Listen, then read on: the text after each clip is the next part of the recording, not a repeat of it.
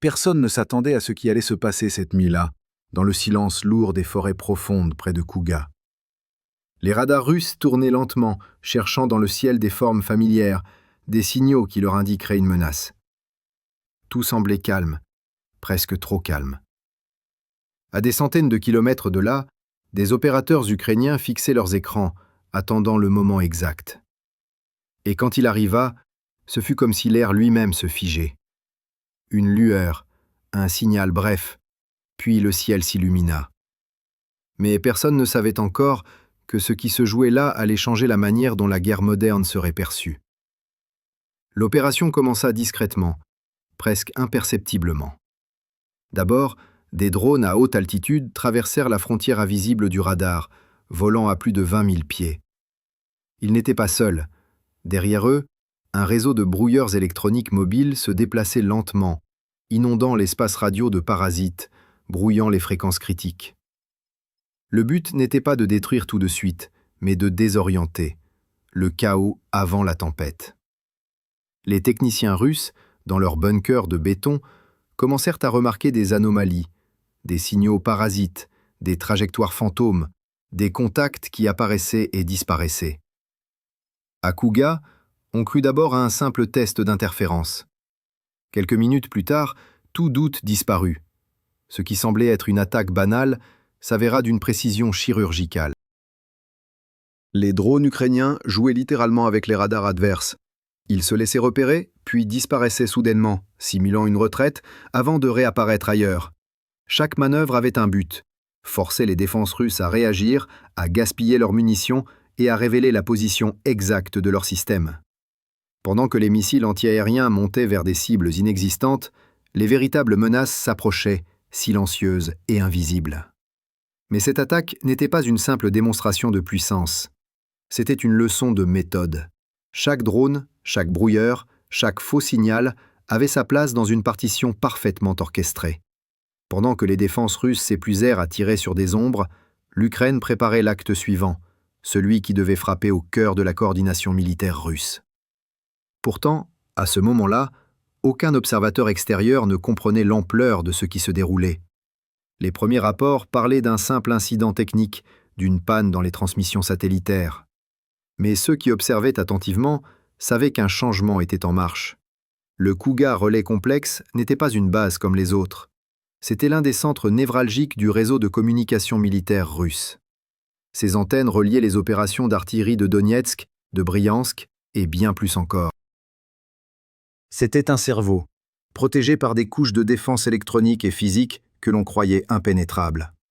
Et pourtant, dans la nuit, ce système presque parfait commença à vaciller. L'Ukraine venait de lancer une opération sans précédent, combiner des technologies bon marché et des systèmes de guerre de haute précision pour neutraliser une forteresse électronique. Avant de continuer, dites-moi dans les commentaires, pensez-vous que cette attaque a pu réellement désactiver un système aussi protégé? Et surtout, que pourrait signifier une telle percée dans l'équilibre des forces? Si vous suivez ces analyses en avant-première, abonnez-vous, car ce qui va suivre dépasse tout ce que vous avez entendu jusqu'ici. Car le véritable assaut n'avait pas encore commencé. Les 6 missiles qui allaient décider du sort de Kouga n'étaient pas encore en vol. Les drones n'étaient que le prélude, les musiciens d'ouverture d'une symphonie dont le crescendo allait bientôt éclater. À des kilomètres de là, dans une plaine isolée, une équipe ukrainienne se préparait à tirer. Leurs yeux fixaient les coordonnées, leurs mains tremblaient légèrement sur les commandes. Ils savaient qu'à partir du moment où ils appuieraient sur ce bouton, le cours de la nuit, et peut-être celui du conflit, changerait à jamais. Souhaitez-vous savoir comment ce tir a été exécuté et ce qui s'est réellement passé dans les minutes suivantes? Restez avec nous, car la suite va révéler l'opération la plus audacieuse jamais menée à l'intérieur du territoire russe. L'équipe ukrainienne, camouflée dans une clairière à plusieurs dizaines de kilomètres de Kouga, venait de recevoir l'ordre tant attendu. Le vent était presque nul, l'air chargé d'humidité, parfait pour dissimuler la signature thermique des lanceurs. Autour des véhicules recouverts de filets de camouflage, les soldats échangeaient à voix basse, vérifiant pour la 100e fois les coordonnées transmises par les drones de reconnaissance. Ces coordonnées provenaient d'une triangulation minutieuse, fruit de plusieurs jours d'observation. Les satellites alliés avaient confirmé la position exacte du relais principal, du centre de traitement et des antennes de communication de Kouga. Chaque détail avait été calculé au mètre près. Lorsque le premier missile fut armé, un silence absolu tomba sur le groupe. Les opérateurs savaient que l'instant du tir serait enregistré, analysé, disséqué. Le moteur s'enclencha dans un grondement bref, puis le projectile s'éleva, traçant une ligne incandescente vers le ciel. En moins de 10 secondes, le deuxième missile suivit, puis le troisième, jusqu'à former une salve parfaite.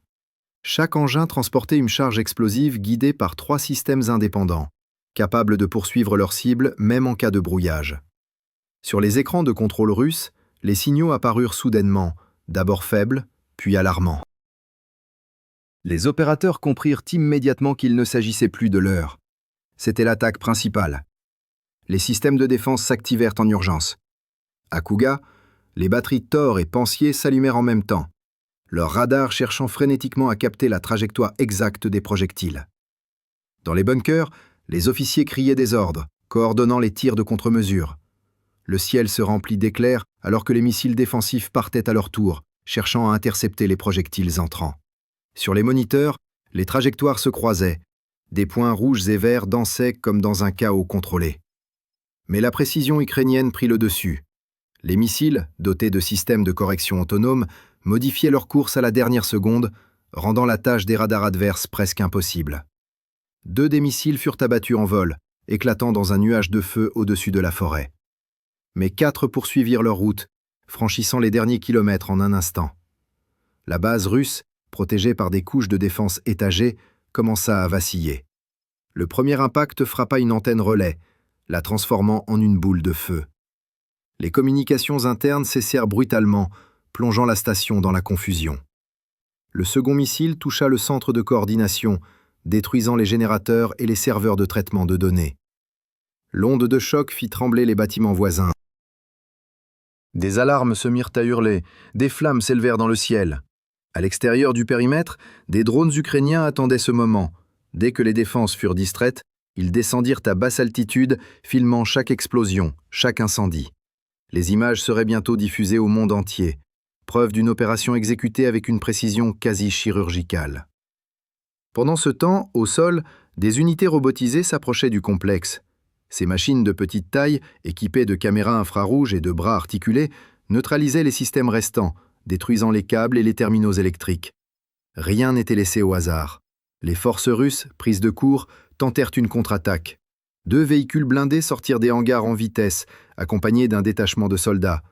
Mais les drones FPV ukrainiens, programmés pour repérer tout mouvement thermique, se jetèrent sur eux avec une précision implacable. Les explosions se succédèrent, plongeant la zone dans un nuage de fumée noire. Le sol vibrait sous la puissance des détonations, les flammes dévoraient les structures de métal. À ce moment précis, Kouga cessa d'être une base fonctionnelle. Elle n'était plus qu'un champ de ruines, ses antennes tordues pointant vers un ciel embrasé. Mais l'Ukraine ne s'arrêta pas là. Tandis que les derniers missiles atteignaient leur cible, l'armée lança une nouvelle vague d'actions coordonnées. Des mortiers légers furent déployés en bordure de forêt, ajustés par des opérateurs qui recevaient les images en direct depuis les drones de reconnaissance. Chaque tir était précis, chaque explosion calculée pour neutraliser les postes restants. Les tirs russes, désorganisés, s'éparpillaient dans le vide. Leurs radars, brouillés, affichaient des signaux incohérents. La guerre électronique ukrainienne faisait effet. Dans le ciel, des avions de chasse russes décollèrent enfin depuis Briansk, pensant intercepter une nouvelle vague d'attaques. Mais ils furent aussitôt pris dans une embuscade aérienne. Des MiG-29 ukrainiens, restés invisibles grâce à une couverture radar brouillée, les attendaient déjà. L'affrontement fut bref et décisif. Les avions russes, surpris, furent contraints de se replier. Pendant ce temps, la supériorité aérienne ukrainienne ouvrit un couloir libre pour les dernières frappes. De nouveaux drones s'engouffrèrent dans la brèche, confirmant la destruction totale des infrastructures de communication. En moins d'1 heure, le relais de Kouga, élément essentiel de la coordination militaire russe dans la région, avait cessé d'exister. Le silence tomba sur les lignes russes. Les unités d'artillerie perdirent leur connexion, incapables de recevoir des ordres précis. Ce qui fut autrefois un centre nerveux se transforma en un cratère fumant. L'opération était terminée, mais ses conséquences venaient à peine de commencer. L'Ukraine venait de prouver qu'elle pouvait frapper profondément en territoire ennemi, avec une efficacité redoutable. Ce succès tactique avait un message clair. Aucune infrastructure, aussi protégée soit-elle, n'est désormais hors d'atteinte. Et pourtant, malgré l'ampleur de la destruction, les frappes avaient soigneusement évité les zones d'habitation et les abris de personnel. Le ciblage avait été strictement militaire. Ce détail, loin d'être anodin, allait influencer les réactions internationales dans les heures suivantes. Mais au-delà de l'impact matériel, c'est l'effet psychologique qui comptait le plus. L'idée que la Russie, réputée pour ses systèmes de défense avancés, puisse voir l'un de ses centres stratégiques anéanti en quelques minutes provoqua un choc profond. Dans les coulisses diplomatiques, on se posait une question. Si un tel site pouvait être neutralisé avec une telle facilité, qu'en serait-il des autres? Les analystes militaires parlaient déjà d'un tournant historique, d'une démonstration technologique qui redéfinissait les règles du combat moderne.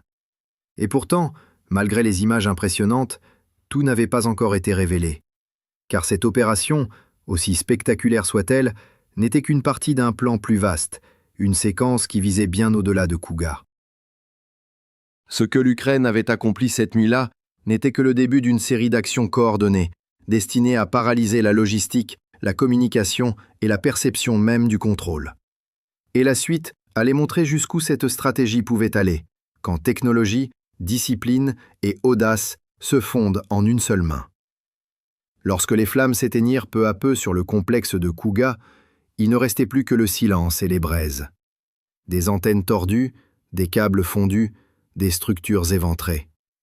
Mais derrière ce décor de ruines se cachait bien plus qu'une victoire tactique. C'était un message, adressé à Moscou, mais aussi au monde entier. L'Ukraine venait de démontrer qu'une guerre moderne ne se gagnait plus seulement par la masse ou le nombre, mais par la précision, la coordination et la vitesse d'exécution. Ce qui s'était joué cette nuit-là n'était pas un simple affrontement. C'était une transformation du champ de bataille, une preuve que la technologie, même accessible et légère, pouvait défier les forteresses les mieux protégées. Dans les heures qui suivirent, les analystes militaires à Londres, Washington, Paris et Berlin s'étaient déjà penchés sur les images satellites. Le cratère visible à l'emplacement du centre de relais confirmait la destruction totale du site. Des colonnes de fumée s'étendaient encore au-dessus de la région, visibles jusque dans les zones périphériques de Briansk. Les réseaux de commandement russes connurent une série de coupures qui ralentirent considérablement la coordination des forces d'artillerie. Dans les communications interceptées, on percevait la confusion, les ordres contradictoires, les tentatives désespérées de rétablir le contact avec les unités déconnectées. Pour la première fois depuis des mois, le front semblait silencieux, comme suspendu. Ce que beaucoup ignoraient, c'est que l'opération de Kouga faisait partie d'une stratégie bien plus vaste. Les services de renseignement ukrainiens avaient identifié depuis plusieurs semaines une série de points névralgiques utilisés pour la transmission de données militaires russes. Ces centres, souvent installés dans des zones reculées, servaient de relais entre les satellites, les unités de terrain et les postes de commandement. Le choix de Kouga n'était donc pas un hasard. Il représentait la clé d'un réseau entier, et son effondrement provoquait un effet domino. En neutralisant ce nœud, l'Ukraine avait momentanément aveuglé une partie du dispositif militaire russe. Dans les rues de Kiev, les informations circulaient vite. Les réseaux sociaux s'enflammèrent, les images des explosions devinrent virales, partagées des milliers de fois. Les chaînes internationales relayèrent les premiers rapports, tandis que les experts en géostratégie parlaient d'un « moment charnière ». Certains comparaient l'opération à la neutralisation d'un satellite en orbite, tant son impact sur le système de commandement ennemi semblait profond. À Moscou, les réactions furent mesurées, prudentes, presque silencieuses. Le ministère de la Défense évoqua une défaillance technique, sans mentionner d'attaque directe. Mais personne n'était dupe. Les vidéos filmées par les drones ukrainiens avaient déjà parcouru la planète. Sur le terrain, les ingénieurs ukrainiens analysaient en temps réel les résultats de la frappe. Les données recueillies allaient servir à affiner les tactiques futures, à comprendre comment exploiter chaque faille dans les défenses adverses. Le succès de Kouga reposait sur la combinaison de plusieurs éléments: la saturation électronique, l'emploi de drones leurres, la coordination entre les frappes terrestres et aériennes, et surtout, la rapidité d'exécution. Moins d'1 heure avait suffi pour anéantir un complexe qui avait coûté des centaines de millions à construire. Ce rapport de force inversé fascinait les observateurs. Mais au-delà de l'aspect militaire, un autre élément commençait à émerger, celui de la guerre de perception. L'Ukraine avait compris que chaque opération réussie avait autant de valeur psychologique que stratégique. Montrer au monde qu'elle pouvait frapper au cœur du territoire ennemi sans provoquer de pertes civiles massives renforçait son image de discipline et de maîtrise. Cette approche contrastait fortement avec la brutalité souvent reprochée aux forces russes. L'impact de cette communication maîtrisée était considérable. Dans les chancelleries européennes, on saluait la précision et la retenue. Dans l'opinion publique, la confiance envers la résilience ukrainienne se renforçait. Pendant ce temps, sur le terrain, la Russie lançait une série d'enquêtes internes pour comprendre comment une telle brèche avait pu se produire. Les rapports préliminaires pointaient vers une saturation électronique inédite, des brouillages multipoints et une incapacité à distinguer les leurs des véritables menaces. Les officiers chargés de la défense aérienne reconnaissaient à demi-mot que la sophistication du dispositif ukrainien dépassait leurs prévisions. Certains experts russes allèrent même jusqu'à admettre que la dépendance excessive à la centralisation des communications avait rendu leur structure vulnérable à ce type d'attaque ciblée. Ce qui s'était passé à Kouga allait influencer la doctrine militaire des années à venir. Les analystes occidentaux soulignaient l'émergence d'un nouveau paradigme, celui d'une guerre fondée sur l'intelligence artificielle, les drones autonomes et la guerre électronique. L'Ukraine, par nécessité, était devenue un laboratoire du conflit moderne, où chaque innovation était testée sur le terrain, chaque échec transformé en amélioration. Les résultats de cette nuit prouvaient que la rapidité d'adaptation pouvait battre la supériorité numérique. Dans les jours suivants, de nouvelles images montrèrent l'étendue des dégâts. Les restes des antennes paraboliques, les bunkers éventrés, les carcasses de véhicules blindés jonchant les abords du complexe. Les équipes russes tentaient encore de déblayer, d'éteindre les derniers foyers d'incendie, de sauver ce qui pouvait l'être. Mais les serveurs, les relais et les instruments de communication n'étaient plus qu'un amas de métal calciné. La chaîne de commandement locale dut être entièrement réorganisée, retardant la transmission des ordres sur plusieurs fronts. Et pourtant, au milieu de ces ruines, un fait demeurait. L'Ukraine n'avait pas cherché la destruction totale, mais la neutralisation stratégique. Ce choix révélait une maturité militaire rare, une volonté de cibler uniquement ce qui avait un sens tactique. C'est cette précision qui marqua les esprits. Elle montrait que la guerre pouvait encore obéir à une forme de logique, même dans le chaos. À mesure que les informations se confirmaient, une question s'imposait dans toutes les capitales. Si une frappe de ce type peut paralyser un réseau aussi protégé, que pourrait-il se passer si ces opérations se multipliaient? La guerre moderne venait de franchir un seuil. Kouga n'était plus seulement une victoire ukrainienne, c'était un avertissement adressé à toutes les armées du monde. La domination ne repose plus sur la puissance brute, mais sur la capacité à combiner la technologie, l'intelligence et la vitesse. Et alors que le soleil se levait sur les débris de la base détruite, un drone ukrainien survolait encore la zone, enregistrant les dernières images. Le signal vidéo, transmis à un centre de contrôle, montrait les flammes qui se mouraient et la fumée qui s'élevait dans un ciel clair.